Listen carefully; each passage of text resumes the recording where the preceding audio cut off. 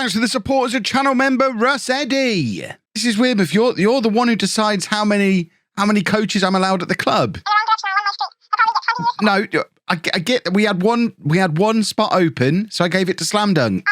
He's been with me since the start. Yeah, but Mark didn't want to work coaching the under-18s. He wanted his old job back and teaching him a lesson. Next time, I'll offer Mark the job.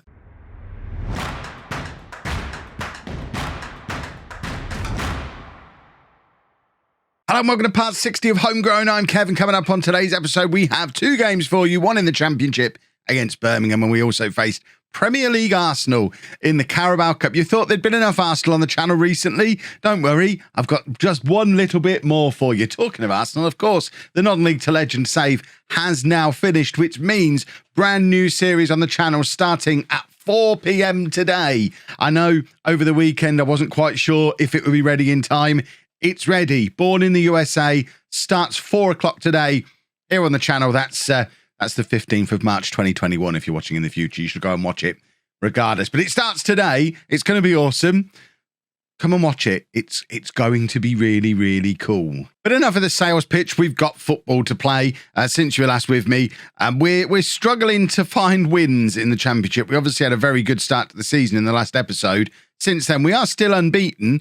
But there's a lot of draws in there, a lot of high-scoring draws as well, and a lot of goals for Harrison Davies, who, as time goes on, is getting better and better at scoring these headers from his set pieces. I've not changed the corner routine since the first season of the series, but Davies has gone from getting sort of 4 or 5 goals a season to he's already got 6 goals from 8 appearances this year, which is, I think it's just a little purple patch that he's in. But he's getting really, really good at these corners. And this is what the Championship table looks like. We are up in 4th place, only 2 points behind top of the table, Crystal Palace, who we have a game in hand over. So despite the fact we are struggling a little bit for wins, the fact that we're the only unbeaten team left in the Championship is keeping us very much involved in that title race. I just need to click on this just to see. I mean, that's ridiculous. That's our centre-back just there. It takes him longer per goal to score, but he's still only 23. He could still win Young Player of the Year in the Championship, although Jessup will probably have something to say about it. It's Erwin Bentrancourt, who played for us at Apollon last year. How very exciting. If you enjoyed Apollon last year, you'll enjoy Born in the USA. Similar sort of save. Right, shall we do some football? Oh, of course, the one other thing is Slam Dunk is back. I mentioned it to Mrs Wearmouth in the intro. Where is he? He's a youth coach, and I've got to find him. We've got so many staff at this club now. This is ridiculous. There he is. Slam Dunk. So he had to retire as a player before he added his coaching attributes. I know we looked at him last year and he wasn't showing us having any coaching attributes at all, but he retired as a player and immediately appeared on my best relationships managers list because he is a manager first and foremost. I don't expect him to be here forever, but we've got him in the system. He's an under-18s coach for now. We'll eventually move him up to a first-team coach. He might even become assistant manager. He might even take over from me one day. Who knows? Mark Wearmouth, not having so much fun. We did try. I do keep trying to get him back involved in the club, but he's not interested. He's still unemployed, and he just doesn't want to come back. He says he now wants to come back as a coach.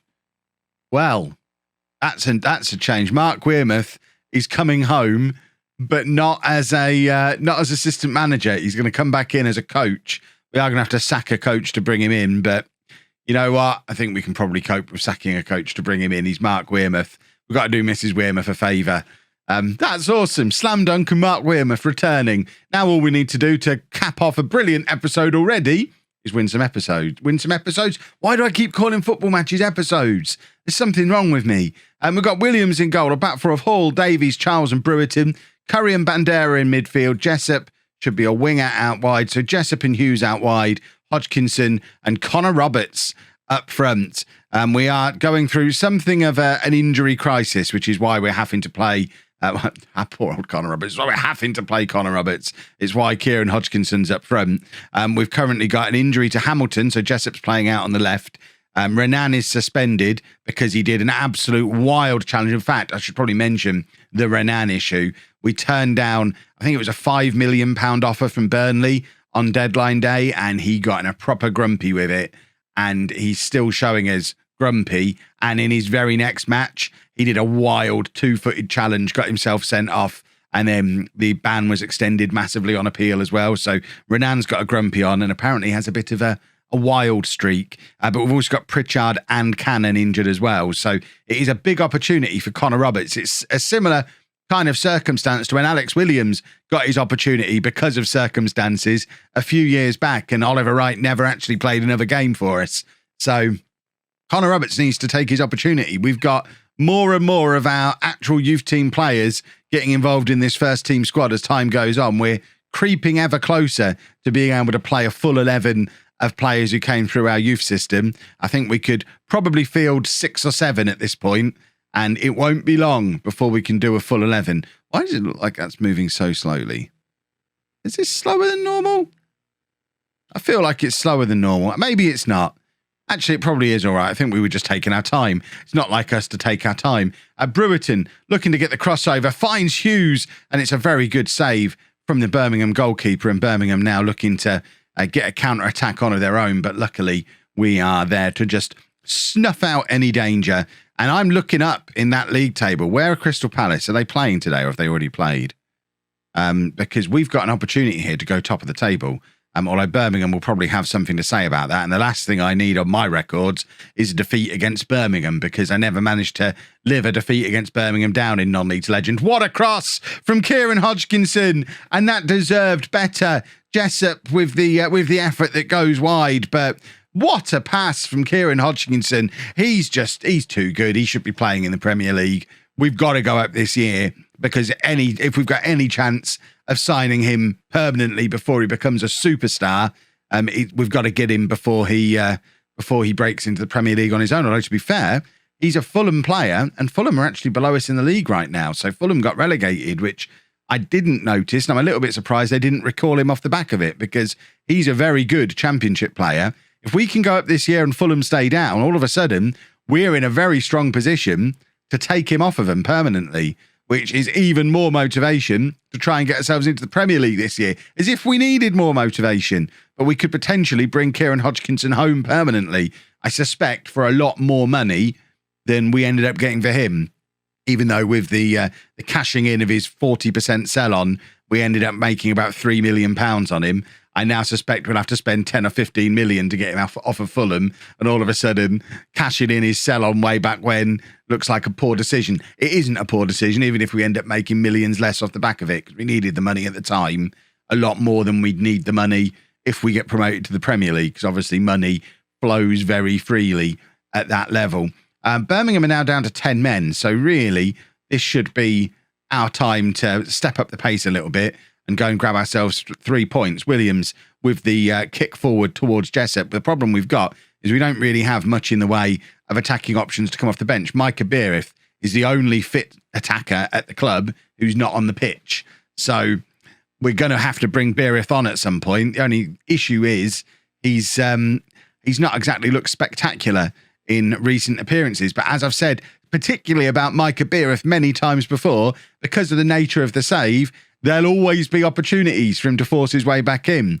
And despite falling down to sort of 5th or 6th in the pecking order at the start of the season, Micah Beerith once again has an opportunity to show me that he is not done. And if he can come on and help win us this game, then he's well back in the mix.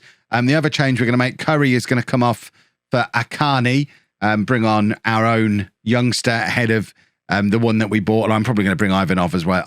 We'll just bring them both on in midfield, mix up the midfield a little bit, bring Beerith on as well. But Akani, definitely another one to add to our potential first 11 of players who came through our youth team that we can do eventually. We will do it in a cup game at some point.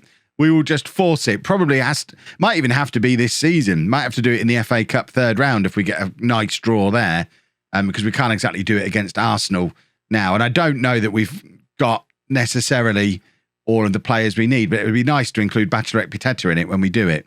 And that's what I'm thinking. But I guess he'll probably end up coming in permanently. They all come home eventually, as Slam Dunk has shown. Connor Roberts has grabbed the goal. This is what we're talking about. The opportunity was presented to him, and he has now taken it.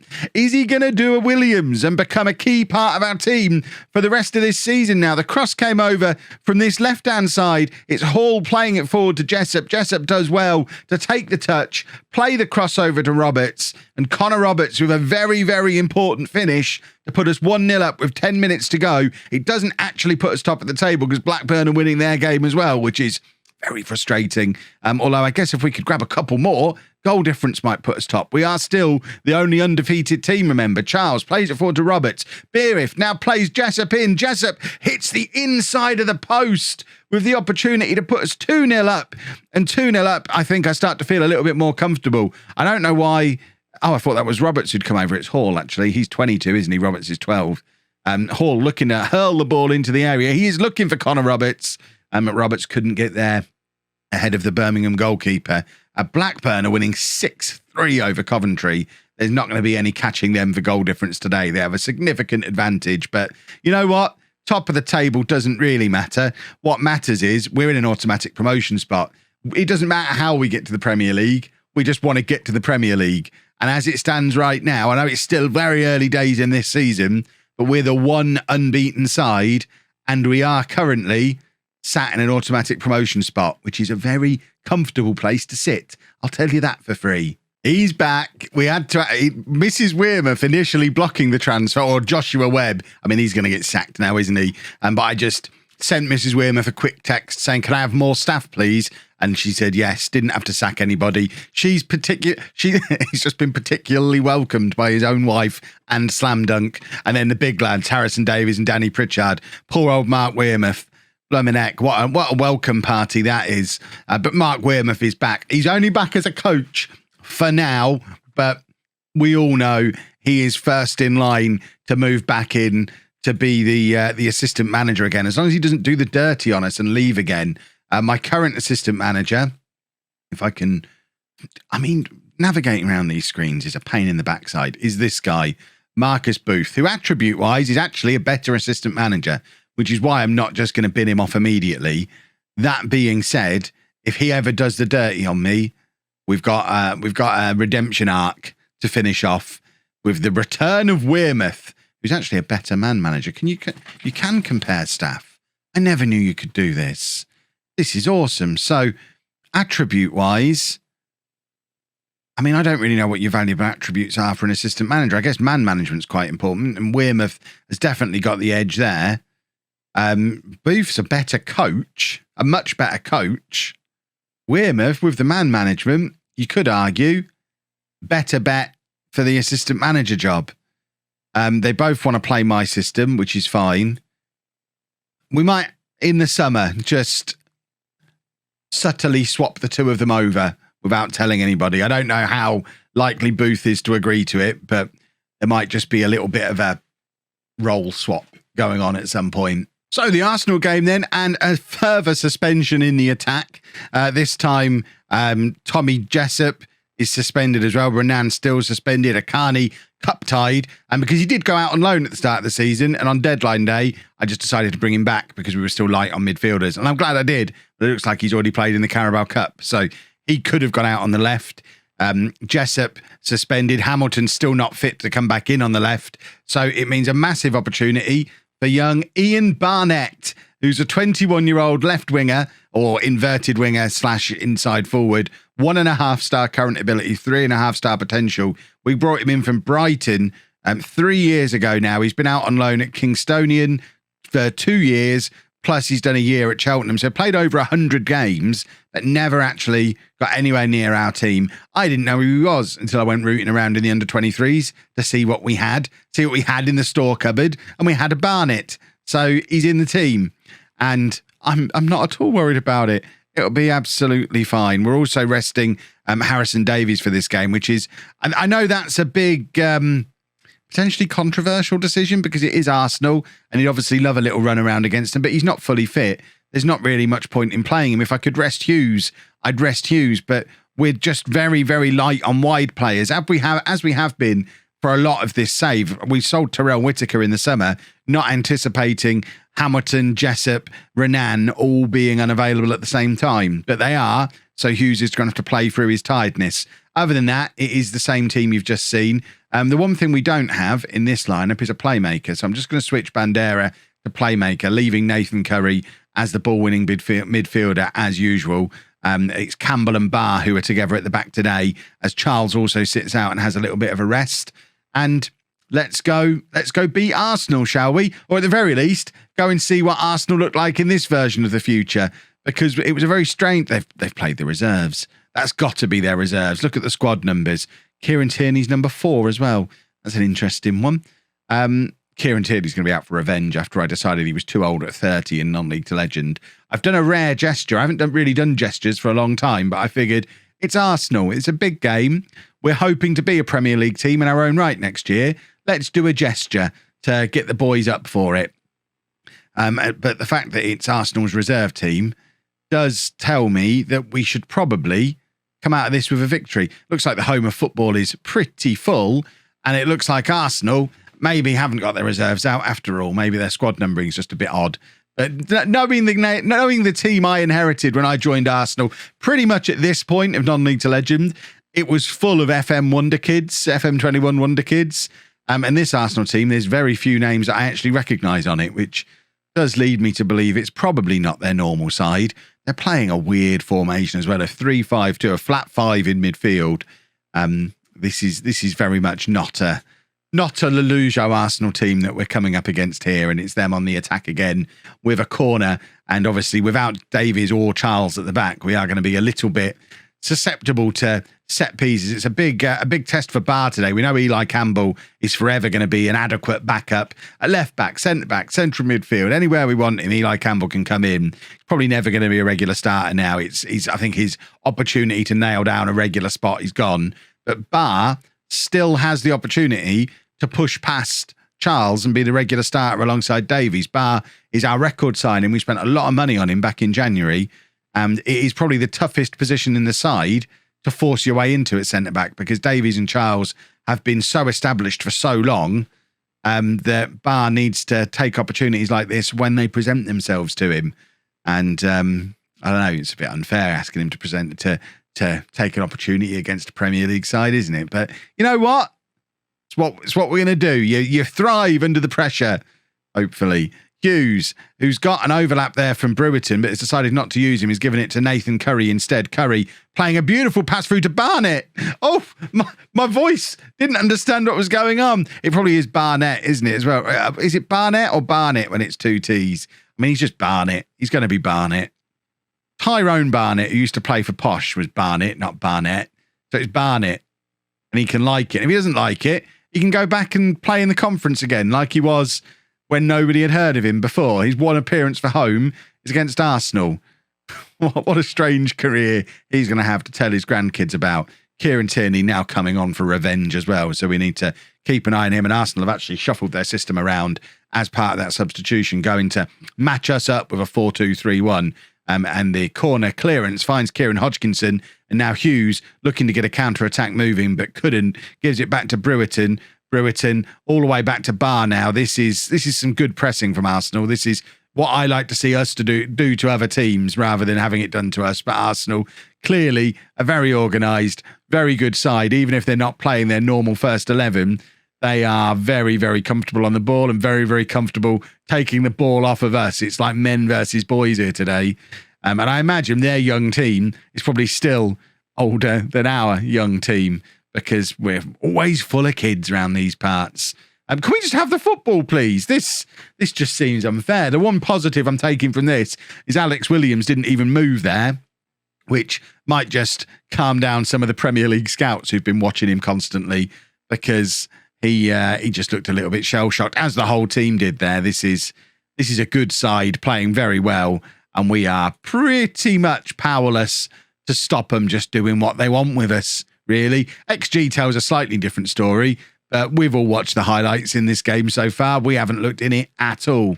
My assistant manager is making a strong argument for Wearmouth getting his job back by saying Bachelor Ekpiteta's the man to come on for Hughes. I mean, Hughes does need to come off, but don't know who I bring on, really.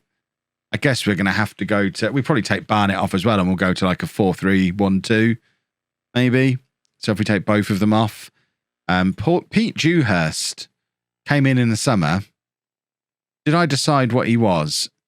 I think I decided he's probably a defensive midfielder, so maybe he can slot into the base of a diamond, although Ivanov's a natural there, so if we... Oh, he's not, actually. So Dewhurst is the natural defensive midfielder, so he's going to come on and pop in there, and then we bring Beerith on for Hughes and stick Roberts in behind there and do this. So Curry's going to have to be a little bit more ambitious, and Bandera as well. And Dewhurst, can you be a playmaker back here?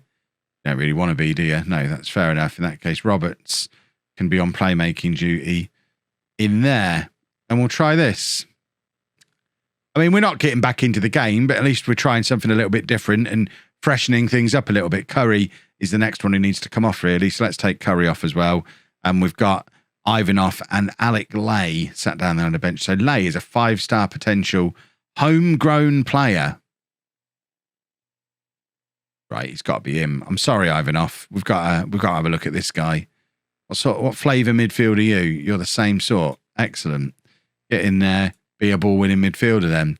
I'm surprised Lay hasn't been taken by a Name in the Game channel member. I'll have to check. Maybe he has, and I've just not put it on yet. So that might be the last you ever see of the name Alec Lay.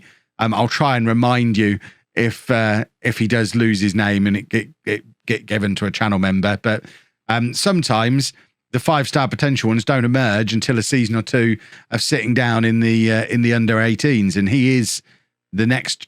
He's not the most recent generation, is he? He's already had a loan under his belt for a full season. So he actually came through several years ago. So yeah, he's one who's been missed and has done a bit of a Mick Powell. He's done a Troy Cannon and become a 5-star player after the event. So yeah, he is just going to be one similar to Akani and Cannon before him, who's come through our youth system, but gets to keep his own name. What a treat. Brewerton trying to get the ball back and try and save a little bit of face for us, but I don't think it's going to happen today, is it? Arsenal have been very, very good. And I think this has given us a little bit of a reality check for what next season might be like. If we do manage to maintain our league form and make it into the Premier League, I suspect we're going to come straight back down again, because normally you get to the Premier League with an underpowered team like this, and the first thing you do is go out and sign 8 players to make your team competitive, and we're not going to be able to do that. So I want you all to brace yourselves now that if and when we do go up, it doesn't happen often in YouTube series, but when we do go up, the first time we're probably coming back down again, but the money will allow us to then hopefully go straight back up again and establish ourselves a little bit better when the time comes. So reality check time. Right, let's ignore reality and get back into dreaming about the Premier League, because league form's still very good. So we'll play another half dozen games or so, come back somewhere in November probably and show you how we're getting on. But before then, you'll have hopefully watched a Bourne episode, because it's out at 4 o'clock tonight. Make sure you go and check it out. It's going to be awesome. If you've enjoyed that, please make sure you leave a nice big thumbs up on there for me. Subscribe to the channel for daily Football Manager videos. And thank you very much for watching.